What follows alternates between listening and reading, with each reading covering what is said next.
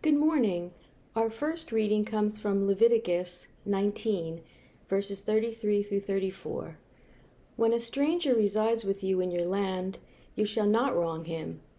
The stranger who resides with you shall be to you as one of your citizens. You shall love him as yourself, for you were strangers in the land of Egypt. Our second reading comes from Hebrews 13, verses 1 through 3. Let mutual love continue. Do not neglect to show hospitality to strangers, for by doing that, some have entertained angels without knowing it. Remember those who are in prison as though you were in prison with them, those who are being tortured as though you yourself were being tortured. Our last reading comes from Matthew 25, verses 31 through 40. I was hungry and you gave me food. I was thirsty and you gave me drink. I was a stranger and you welcomed me. Okay. Hi, I'm Dorothy Wetzel, and I head up Morrow Church's immigration efforts. Today's the day we celebrate World Refugee Sunday. It's a day when we recognize the tremendous gifts that we have gotten from immigrants, refugees, and asylum seekers, as well as recognize the tremendous struggle that they've gone through to arrive at the U.S. The Methodist Church has a long history of supporting immigrants and refugees, dating back to World War II, and it takes place across the world.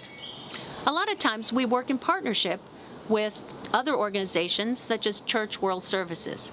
For example, the Methodist Church just gave over $1 million to Church World Services to help them out on all their efforts at the U.S.-Mexican border, doing things like improving the safety at shelters where immigrants stay, providing legal services, case management, all sorts of local assistance too.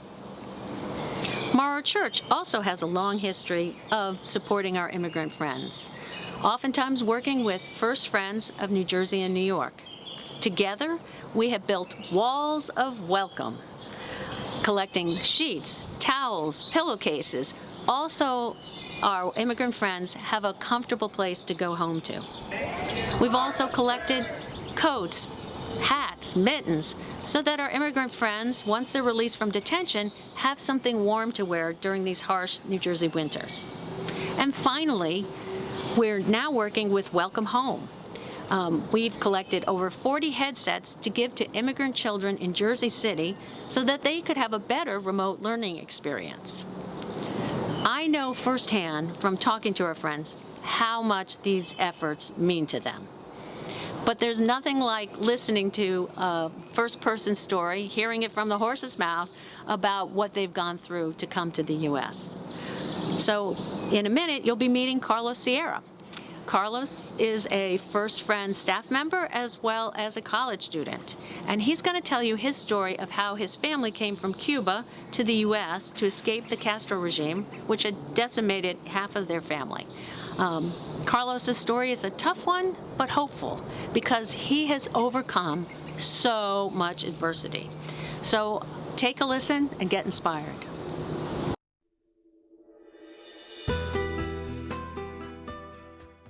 My name is Carlos Sierra, and I was born in Havana, Cuba, and I came to this country through the Embassy of Switzerland as a political refugee. And my father's 6 brothers were murdered by the Cuban Communist Party, and we fled from Havana to Miami, Florida. And the journey has been very hard. When my father and my mother split up, we moved here to New Jersey, and my life has been very complicated since. So my mother was incarcerated when I was 12, and I grew up in a emergency youth crisis center.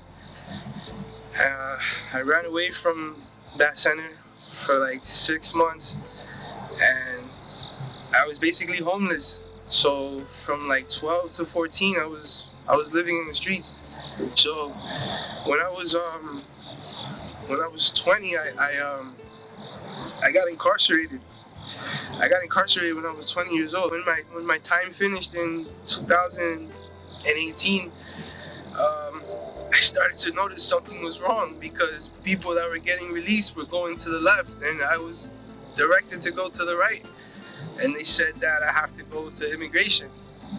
And I didn't really understand why, but I kind of had an understanding because when I was in prison, I was studying the law. I studied the law for like 6 years straight.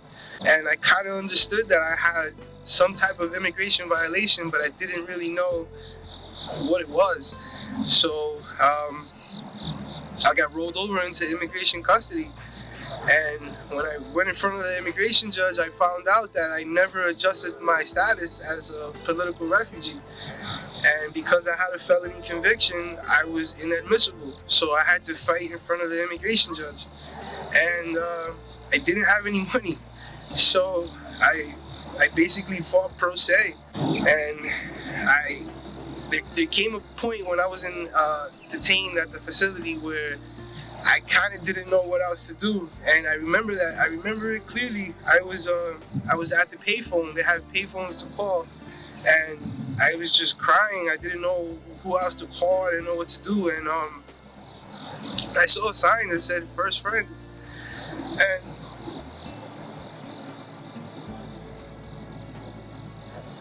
I dialed the number for First Friends, and I spoke to a woman. Her name was Rosa. And she really changed my life a lot. Rosa has really helped me a lot. And she started guiding me and telling me like what organizations to call, who can help me, and I took her advice. Rosa really kept me like strong, and she started giving me a visitor to come see me. And her name was Anne, and Anne was like, she was like an angel. She really helped me a lot, and she had a lot of experience with AA and NA, so that to me was a lot because when I was young, I used to have a lot of problems with drugs, and I'm still in recovery now. I've been clean for 10 years, but every day is a challenge because I have to remember my past. And I'm so sorry. And she used her AA skills. She started guiding me, telling me steps, keeping me strong. She helped me buy books to keep me occupied, to keep my mind busy. And she's been a really strong help for me. And I got released. I got released through the custody review. And when I was released, Rosa was right there. She was right there as soon as I was released. And she gave me socks, razors, soap, stuff that like I really needed that. That was like basic stuff that I need. And she gave me a bus card, and she told me basically like to stay strong, and anything that I needed I can always go and they'll be there for me.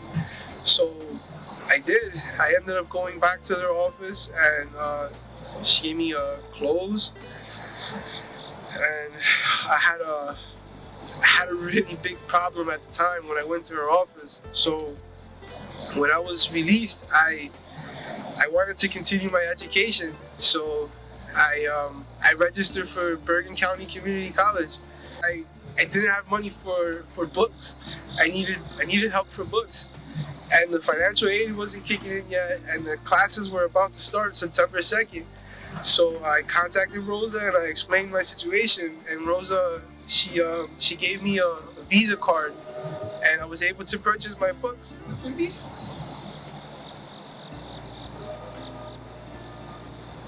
Oh man, I'm so sorry. This is really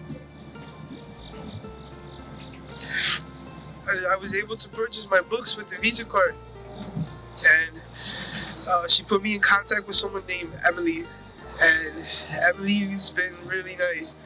She came to see me and she gave me $100 cash, and I used that $100 to buy my math book. So, but it's been a struggle since, and right now I'm not working. I'm a full-time college student, and I still contact Rosa. I still contact Emily. I'm still in contact with Anne, and they've been really like my guidance. You know, I'm really trying to change my life. I really am. So I just wanted to say thank you, thank you, thank you for First Friends, and they really do a good job.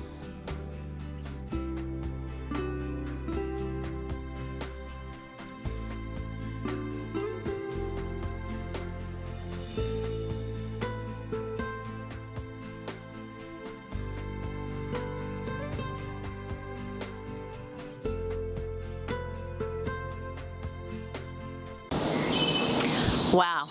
Whenever I hear Carlos's story, I tear up. I hope you were similarly moved. It's a story of great fortitude and effort and struggle, and shows the impact of never giving up. It also shows and demonstrates how much one person, two people can make in another person's life.